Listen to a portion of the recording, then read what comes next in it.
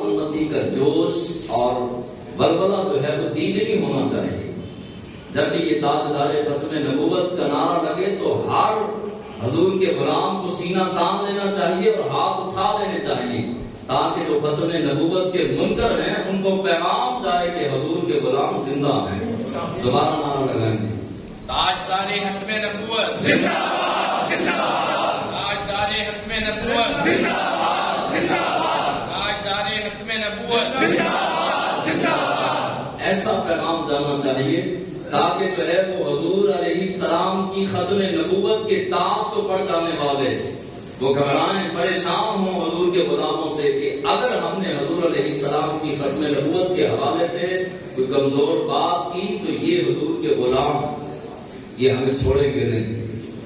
اللہ کے حبیب علیہ السلام سے آسمان نے بھی محبت کی، زمین نے بھی محبت کی، مشرق نے، مغرب نے، شمال نے، جنوب نے، فرشتوں نے، انسانوں نے، جنات نے، حیوانات نے، نباتات نے، جمادات نے، پہاڑوں نے حضور علیہ السلام سے پیار کیا، محبت کی، اور جس نے محبت کی اس کو انعام ملا، دنیا میں بھی انعام ملا۔ اگر بلال عشق کرے تو رب کعبے کی چھت پہ چڑھا دے، اور اگر جو ہے وہ ابو بکر محبت کرے تو صدیق اکبر بنا کے صداقت کا تاج ان کے سر پہ سجا دیا جائے، اور اگر حیدر کرار عشق کرے تو ان کو علی سے حیدر کرار بنا دیا جائے، عثمان عشق کرے تو ان کو ذی النورین بنا دیا جائے، غنی کر دیا جائے، جس نے بھی عشق کیا، حتیٰ کہ انسان تو انسان احد پہاڑ نے حضور سے پیار کیا۔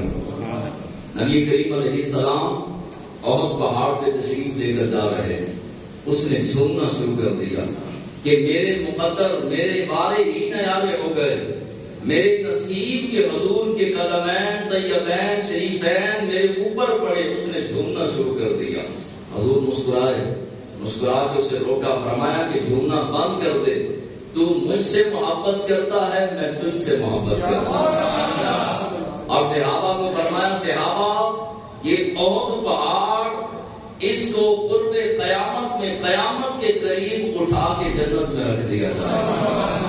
جب یہ حدیث میں نے امام قرطبی کی پڑھی تو میں سوچ میں پڑ گیا کہ اگر پتھر حضور سے پیار کرے تو پتھروں کو حضور نہیں بھولتے، پتھروں کو جنت مل جاتی ہے۔ حالانکہ اللہ کا قرآن ارشاد فرماتا ہے کہ بچو اس آگ سے جس کا ایندھن انسان اور پتھر ہے، جس کا بالن، جس کا ایندھن انسان اور پتھر ہے۔ یہ تو جہنم کا ایندھن تھا، حضور نے اس کو اٹھا کے جنت میں کیوں رکھا؟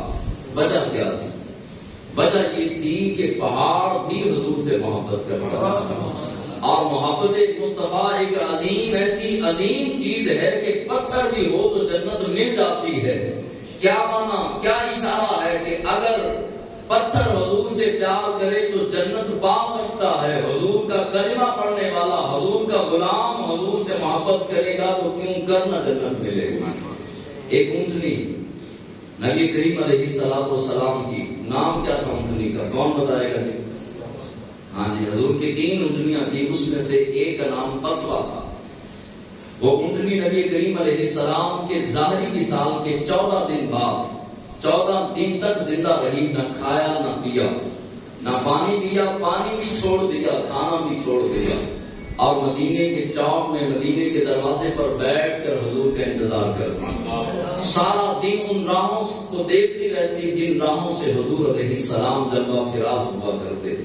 اب اونٹنی زاروں قطار روتی رہتی، 1 دن نہیں، 2 دن نہیں، 4 دن نہیں، بلکہ 14 دن تک روتی رہی۔ امام حسن چھوٹی سی ننھی سی عمر آ کے سیدہ خاتون جنت فاطمہ الزہرا رضی اللہ تعالی عنہا کو عرض کرتے ہیں کہ اماں جان، اونٹنی نبی کریم علیہ السلام کی نانا جان کی اونٹنی ہے، وہ دروازے پر بیٹھی ہے، 14 دن بیت گئے ہیں، نہ وہ کھاتی ہے نہ پیتی ہے، آپ تشریف لے چلیے۔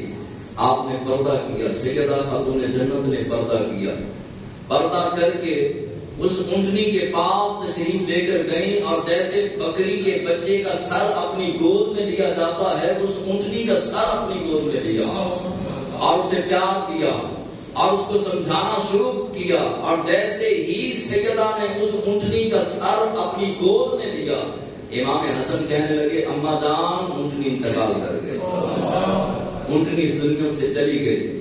سیدہ خاتون جنت فاطمہ الزہرا زاروں کے دار رونے لگی، فرمایا کسی نے جنتی اونٹنی دیکھنی ہے تو اس اونٹنی کو دیکھو۔ یعنی اگر جانور بھی حضور سے پیار کریں تو جنت مل جائے، پتھر بھی حضور سے پیار کریں تو جنت مل جائے۔ آئیے اب درخت کی کہانی، اور درخت بھی وہ جو سوکھا ہوا تنا، جو ایسا تنا تھا جس کے ساتھ نہ سبزہ تھا نہ جس کی جڑیں تھیں، صرف اور صرف تنا تھا۔ حضور علیہ السلام نے 9 سال تک اس تنے کے ساتھ ٹیک لگا کر تقریر فرمائی، خطاب فرمایا۔ ایک عورت آئی عرض کرنے لگی بندہ نواز میں ممبر بنا کر دینا چاہتی ہوں آپ کو تحفے میں، لکڑی کا ممبر تاکہ آپ اس پر جلوہ فراز ہوں۔ نبی کریم علیہ السلام نے حامی بھر لی، وہ عورت لکڑی کا ممبر بنوا کر حضور کی بارگاہ میں پیش کرتی ہے۔ اللہ کے حبیب علیہ السلام ممبر پر جلوہ فراز ہوئے۔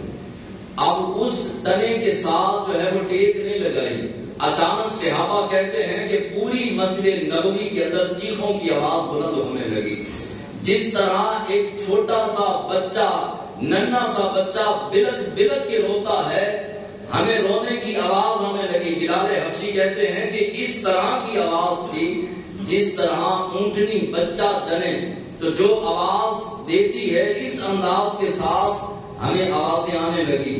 حضرت بلال کہتے ہیں میں باہر گیا، میں نے چاروں دیواروں کے پیچھے آگے دیکھا لیکن کچھ نظر نہ آیا، جلدی سے اندر آیا، اور وہ آواز اتنی دردناک تھی کہ سارے کے سارے صحابہ رونے لگے۔ اللہ کے حبیب علیہ السلام کی آنکھوں میں بھی آنسو آ گئے۔ نبی کریم علیہ السلام منبر سے نیچے جلوہ فراز ہو کر اس تنے کو اپنی باہوں میں لے لیتے ہیں۔ جب تنے کو باہوں میں لیا تو جس طرح بچہ سسکیاں لیتا ہے اس طرح وہ تنا سسکیاں لے لے کر رونے لگا۔ امام بخاری، امام ترمذی، امام نسائی، ابو داؤد اور دیگر کتابوں میں، اور در منصور کے اندر جو ہے وہ امام جلال الدین سیوطی نے بھی لکھا، اور دیگر بزرگوں نے 20 کتابوں کے اندر یہ روایت کی حدیث مبارکہ موجود ہے۔ اللہ کے حبیب علیہ السلام نے جیسے ہی اپنی باہوں میں لیا تو سسکیاں لینے لگا۔ حضور علیہ السلام نے فرمایا صحابہ پریشان نہ ہو، یہ تنا میری محبت میں، میرے عشق میں، میرے پیار میں، میری جدائی میں ہو رہا ہے۔ اب جو ہے وہ حضور علیہ السلام نے کلام کیا اس تنے کے ساتھ۔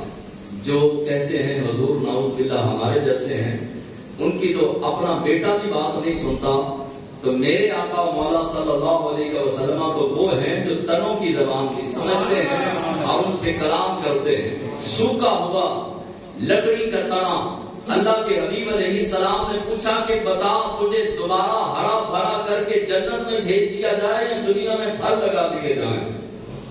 2 آپشن ہیں۔ تیسری آپشن یہ ہے کہ بتا تجھے اپنا قدموں میں، جہاں منبر ہے قدموں میں رکھ دیا جائے۔ آپ مختلف روایتیں ہیں، ایک روایت کے مطابق اس تنے نے کہا کہ نہ تو میں دوبارہ ہرا بھرا ہونا چاہتا ہوں، نہ پھلدار درخت جو ہے وہ بننا چاہتا ہوں، اور نہ ہی آپ کے قدموں کو چھوڑ کر فوراً جنت میں جانا چاہتا ہوں، آپ کرم کیجئے یا رسول اللہ مجھے اپنے قدموں میں رکھ لیجیے۔ اب اگر تنے بھی، پھر حضور علیہ السلام نے اس کو جنت کی بشارت دی، فرمایا کہ یہ جنتی درخت ہے اور اس کو جنت میں لگایا جائے گا۔ اللہ کے محبوب علیہ السلام سے اگر سوکھی ہوئی لکڑی پیار کرے تو وہ جنتی، اگر بہت پہاڑ پتھر پیار کرے تو وہ جنتی، اگر انگوروں کا گچھا محبت کرے تو وہ جنتی، اگر ہرن محبت کرے تو وہ جنتی، اصحاب کہف کا کتا بلیوں سے پیار کرے تو وہ جنتی، اور نبی کریم علیہ السلام سے جو جو محبت کرتا جائے وہ جنتی ہے۔ تو اگر حضور کا امتی کلمہ پڑھنے والا سچا عشق حضور سے کرے گا وہ کیوں کرنا جنتی بنے گا، لیکن ہو سچا عشق، زبانی کلامی دعوے نہ ہوں، محبت ہو تو ایسی جس طرح صحابہ کرام نے کی، جس طرح اولیاء کاملین نے کی، تن من دھن وار کے کہا یا رسول اللہ ہم آپ کی محبت کا حق ادا نہیں کر سکتے، ہم تو تھوڑی سی لائٹ چلی جائے تو ہماری محبت کی ہوا کا غبارہ جو ہے وہ خالی ہو جاتا ہے، اور اگر جو ہے وہ کھڑے ہو کے چند منٹ کے لیے درود و سلام پڑھنا پڑ جائے تو ہماری محبت ساری کی ساری دکان کے ساتھ منسلک ہو جاتی ہے۔ عشق مصطفیٰ، محبت مصطفیٰ وہ چیز ہے جو انسان کو دنیا میں بھی ہیرا بناتی ہے، قبر میں بھی چمک دمک رمک کا سامان کرے گی، اور قیامت والے دن بھی 14 چاند جتنی روشنی اس کے چہرے سے نکلے گی، جس کے سینے کے اندر حضور کا سچا پیار ہے، حضور کی سچی محبت۔ یہ نصیب والوں کو